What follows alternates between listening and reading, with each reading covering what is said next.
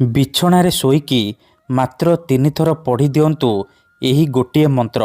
Guarantee ଦେଉଛି ସେ ନାରୀ 5 ମିନିଟରେ ତୁମ ପାଖକୁ ଆସିବା ପାଇଁ ବାଧ୍ୟ ହେବ। ଯାହା ଚାହିଁବେ ତାହା କରିବ। ଏହି ମନ୍ତ୍ର ଏତେ ଶକ୍ତିଶାଳୀ କି ଏହି ମନ୍ତ୍ରକୁ ଆପଣ ଯେମିତି ପଢ଼ିବେ ସେ ଝିଅ ହେଉ ବା ବିବାହିତା ନାରୀ ତୁମ ପାଖକୁ ଆସିବା ପାଇଁ ଛଟପଟ ହେବ। ଯେପର୍ଯ୍ୟନ୍ତ ତୁମକୁ ଦେଖିନି, ତୁମ ସହିତ ସମ୍ପର୍କ ରଖିନି, ସିଏ ଗୋଟେ ମୁହୂର୍ତ୍ତ ବି ରହିପାରିବନି। କେବଳ ଆପଣଙ୍କୁ ବିଛଣାରେ ଶୋଇକି ଏହି ମନ୍ତ୍ରକୁ 3 ଥର ପଢ଼ିବାର ଅଛି। ତାପରେ ଦେଖିବେ ଚମତ୍କାର। କାହିଁକି ନା ଆପଣ ସମସ୍ତଙ୍କର ଇଚ୍ଛା ଥିବ ସୁନ୍ଦରୀରୁ ସୁନ୍ଦରୀ ଝିଅକୁ ପଟେଇବା ପାଇଁ, ସୁନ୍ଦରୀ ପଡ଼ିଶା ଘର ଭାଉଜକୁ ପଟେଇବା ପାଇଁ, ତାଠାରୁ ମନ ମୁତାବକ କାମ ହାସଲ କରିବା ପାଇଁ। କିନ୍ତୁ ଇଏ ଏତେ ସହଜ ନୁହେଁ। ଏଥିପାଇଁ ଆମର ତନ୍ତ୍ର ଶାସ୍ତ୍ରରୁ ମୁଁ ଆଜି ଆପଣଙ୍କ ପାଇଁ ନାରୀ ମୋହିନୀ ବଶୀକରଣ ବିଦ୍ୟା ନେଇ ଆସିଛି, ଯାହାକୁ ଆପଣ କରିଦେଲେ ନିଜ ପସନ୍ଦର ଝିଅକୁ ପଟେଇ ପାରିବେ, ସୁନ୍ଦରୀ ପଡ଼ିଶା ଘର ଭାଉଜକୁ ପଟେଇ ପାରିବେ, ତାଠାରୁ କିଛି ବି କାମ ହାସଲ କରିପାରିବେ।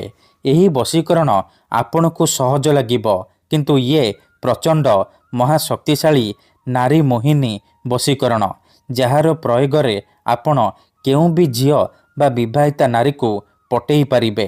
ଯଦି ଆପଣ କେଉଁ ଝିଅ ବା ବିବାହିତା ନାରୀକୁ ମନେ ମନେ ଭଲ ପାଉଛନ୍ତି, କିନ୍ତୁ ଯେତେ ଚେଷ୍ଟା କଲେ ମଧ୍ୟ ତାକୁ ପଟେଇ ପାରୁନାହାନ୍ତି, ତାକୁ ନିଜର ମନ କଥା କହିପାରୁନାହାନ୍ତି, ଆଉ ଆପଣ ଚାହୁଁଛନ୍ତି କି ସେ ଝିଅ ନିଜେ ଆସି ଆପଣଙ୍କୁ ଭଲ ପାଉଛି ବୋଲି କହୁ, ତେବେ ଆଜିର ଏହି ଭିଡ଼ିଓଟିକୁ ଶେଷ ପର୍ଯ୍ୟନ୍ତ ଦେଖନ୍ତୁ।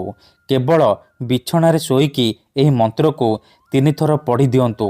ଗ୍ୟାରେଣ୍ଟି ଦେଉଛି ଯେଉଁ ଝିଅ ପାଇଁ ଆପଣ ଏହି ବଶୀକରଣ କରିବେ, ସେ ନିଜେ ଆସିବ ଆପଣଙ୍କ ସହିତ କଥା ହେବ, ଆପଣଙ୍କୁ ଭଲ ପାଉଛି ବୋଲି କହିବ। ନମସ୍କାର ଫ୍ରେଣ୍ଡସ୍, ଓଡ଼ିଆ ଫଣ୍ଡା ଚ୍ୟାନେଲକୁ ଆପଣମାନଙ୍କୁ ସ୍ୱାଗତ। ଏହି ବଶୀକରଣ ସାହାଯ୍ୟରେ ଆପଣ ବର୍ଷ ବର୍ଷ ଧରି ଭାଙ୍ଗି ଯାଇଥିବା ପୁରୁଣା ପ୍ରେମକୁ ଫେରାଇ ଆଣିପାରିବେ। ଶାଶୁ, ନଣନ୍ଦ, ଦିଅର, ଭାଉଜ କାହାକୁ ବି ନିଜ ବଶରେ କରି ତାଠାରୁ ନିଜର ମନ ମୁତାବକ କାମ ହାସଲ କରିପାରିବେ।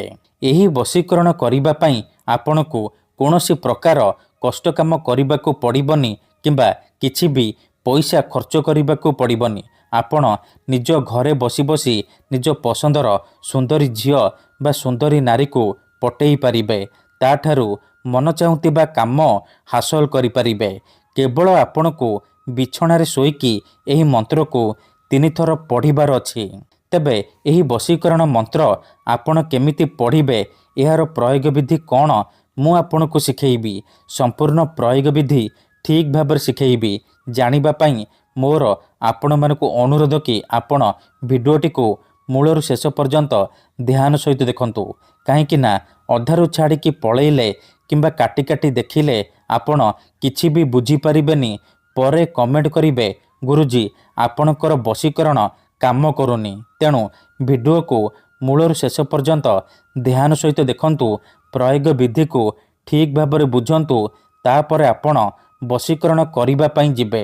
ଦେଖନ୍ତୁ, ଯେଉଁପରି ଆପଣ ଭଗବାନଙ୍କୁ ମାନୁଛନ୍ତି, ଭଗବାନଙ୍କ ଉପରେ ବିଶ୍ୱାସ ରଖିଛନ୍ତି, ନିଜର ସବୁ ଦୁଃଖ କଷ୍ଟ ଅସୁବିଧା ଭଗବାନଙ୍କୁ ଜଣାଉଛନ୍ତି, ଯଦି ସେ ଅସୁବିଧାର ସମାଧାନ ନ ହେଲା ତାହାର ମାନେ ନୁହେଁ କି ଭଗବାନ ନାହାନ୍ତି। ସେହିପରି ମନ୍ତ୍ର ତନ୍ତ୍ର ହୁଏ, ବଶୀକରଣ କାମ କରେ, କିନ୍ତୁ ଏହାକୁ ଆପଣଙ୍କୁ ସିଦ୍ଧ କରିବାକୁ ପଡ଼ିବ।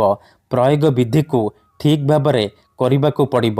ମନ୍ତ୍ର ଠିକ୍ ସେ ଉଚ୍ଚାରଣ କରିବାକୁ ପଡ଼ିବ। ମୁଁ ଆପଣଙ୍କୁ ଯେମିତି ଶିଖେଇବି ଆପଣଙ୍କୁ ଠିକ୍ ସେହିପରି କରିବାକୁ ପଡ଼ିବ। ତେବେ ଯାଇ ମୁଁ ଆପଣଙ୍କୁ ଗ୍ୟାରେଣ୍ଟି ଦେଉଛି ଆପଣ 100ରୁ 100% ସଫଳ ହେବେ। ଯଦି ଗୋଟିଏ ଥରରେ ବଶୀକରଣ ହେଉନି, ଦ୍ୱିତୀୟ ଥର ଚେଷ୍ଟା କରନ୍ତୁ, ନିହାତି ଭାବେ ସଫଳ ହେବେ। ତେବେ ଚାଲନ୍ତୁ ଜାଣିବା ଏହି ବଶୀକରଣକୁ ଆପଣ କେମିତି କରିବେ। ତା ପୂର୍ବରୁ ଯଦି ଆପଣ ଆମ ଚ୍ୟାନେଲକୁ ପ୍ରଥମ ଥର ଆସିଛନ୍ତି, ତେବେ ଦୟାକରି ଚ୍ୟାନେଲକୁ ସବସ୍କ୍ରାଇବ୍ କରି ପାଖରେ ଥିବା ବେଲ୍ ଆଇକନ୍କୁ ମଧ୍ୟ ଦବାଇ ଦିଅନ୍ତୁ। ମନେ ରଖନ୍ତୁ, ଏହି ବଶୀକରଣ ବିଧିକୁ ଆପଣ କେଉଁ ବି ବାରରେ କରିପାରିବେ, କିନ୍ତୁ ଯେବେ ବି କରିବେ ରାତିରେ ଶୋଇବା ପୂର୍ବରୁ କରିବେ।